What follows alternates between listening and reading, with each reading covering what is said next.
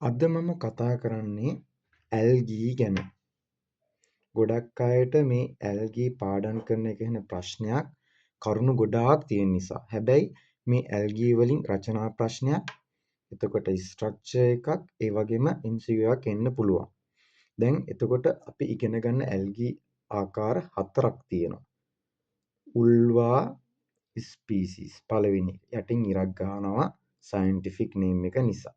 දෙවෙනි එක ගෙලිඩියම් ස්පීසිස් යටින් ඉරක් ගහනවා. තුන්වෙනි එක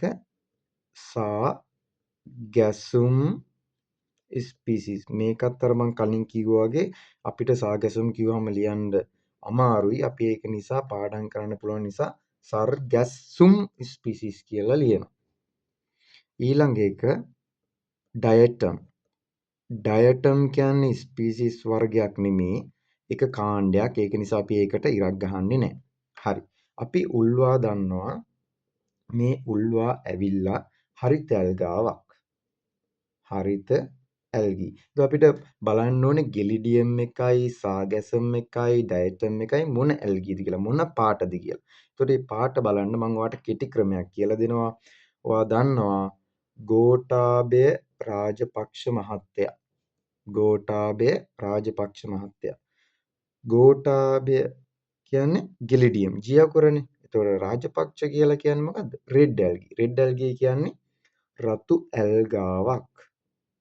එහෙනම් ගෙලිඩියම් කියන්නේ රතු ඇල්ගී. එතකොට ගෝඨාභය රාජපක්ෂ මහතා කියන්නේ තමයි SB දිසානායක මහත්තයා. SB දිසානායක තමයි S කියන්නේ සාගැස, B කියන්නේ බ්‍රවුන් ඇල්ගී. බ්‍රවුන් කියන්නේ දුඹුරු ඇල්ගී.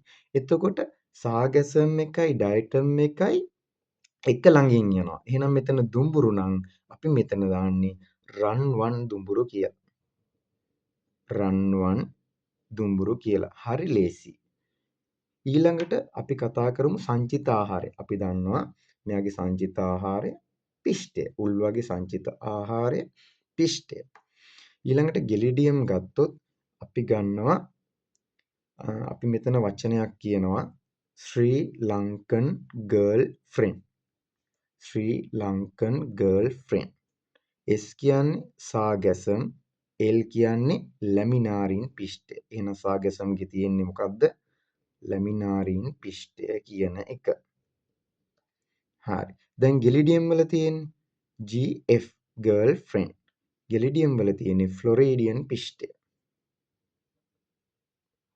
ෆ්ලොරිඩියන් පිෂ්ඨය. ඊළඟට ලැමිනාරින් පිෂ්ඨය නම් අපි ඩයටම් වල දාන්නේ ක්‍රයිසෝලැමිනාරින් පිෂ්ඨය. ක්‍රයිසෝලැමිනාරින් පිෂ්ඨය. හරි. ඊළඟට අපි බලමු මේකේ ප්‍රභාසංශ්ලේෂී වර්ණක ගැන. දැන් උල්වල අනිවාර්යෙන්ම මේ හැමදේම ප්‍රභාසංශ්ලේෂී වර්ණක විදිහට ක්ලෝරොෆිල් A තියෙනවා. ඇයි ඒ? ප්‍රාථමික වර්ණකය නිසා. Chlorophyll A. එතකොට ඒක පාඩම් කරන්න ඕනේ නැහැ. අපි දන්නා උල්වල ක්ලෝරොෆිල් B තියෙනවා. හරි. දැන් ගෙලිඩියම් කියන්නේ රෙඩ් ඇල්ගාවක්නේ. ගෙලිඩියම් කියන්නේ රෙඩ් ඇල්ගාවක්. එතකොට රෙඩ් කියන්නේ D අකුර තියෙන නිසා අපි දානවා ක්ලෝරොෆිල් D කියලා ගෙලිඩියම් වලට. ගෙලිඩියම් වල තියෙන ක්ලෝරොෆිල් A සහ ක්ලෝරොෆිල් D. දැන් බලන්න ක්ලෝරොෆිල් A තියෙනවා, ක්ලෝරොෆිල් B තියෙනවා, ක්ලෝරොෆිල් D තියෙනවා. එහෙනම් නැත්තේ මොකද්ද? Chlorophyll C. එහෙනම් අපි සාගැසම් වලට ක්ලෝරොෆිල් C දාන ගමන් ඩයටම් වලටත් අපි ක්ලෝරොෆිල් C දානවා. එතකොට ක්ලෝරොෆිල් වර්ණක වලට අමතරව තව තියෙන දෙකක් තමයි කැරොටින් සහ සැන්තොෆිල්. එතකොට මේ S අකුර තියෙන නිසා අපි මෙතන දානවා සැන්තොෆිල් වර්ණකය. සැන්තොෆිල් සාගැසම් වලට දැම්මොත් ඩයටම් වලටත් සැන්තොෆිල් දාන්න ඕනේ. හරි. එතකොට තව එකයි තියෙන්නේ ඉතුරු වෙලා අපි ඒකට කියනවා කැරොටින් කියලා. එහෙනම් කැරොටින් අපි සාගැසම් වලට දාන්නේ නැහැ. කෙලින්ම ඩයටම් වලට දානවා කැරොටින් කියලා. අපි දන්නවා මේ උල්වා ගෙලිඩියම් සාගැසම් කියන්නේ ඔක්කොම ඇවිල්ලා බහුසෛලිකයි. ඒ කියන්නේ සෛල ගොඩාක් තියෙනවා. බහුසෛලිකයි. මේක හැදිලා තියෙන්නේ බහුසෛලික වලින්. ඩයටම් අපි කියනවා ඒගොල්ලෝ ඒකසෛලිකයි. ඩයටම් ඇවිල්ලා ඒකසෛලිකයි. ඒ වගේම උල්වා ගෙලිඩියම් සහ ගැසම් ඇවිල්ලා කරදිය වාසීන්. එතකොට ඩයටම් වෙලා ඊට වඩා චුට්ටක් වෙනස්. කරදියයි මිරිදියයි දෙකේම ඉන්නවා.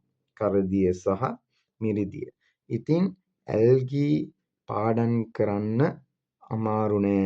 ඇල්ගී පාඩම් කරන්න ලේසි. එකපාරක් මේක බලාගත්තා නම් හරිම සරලයි.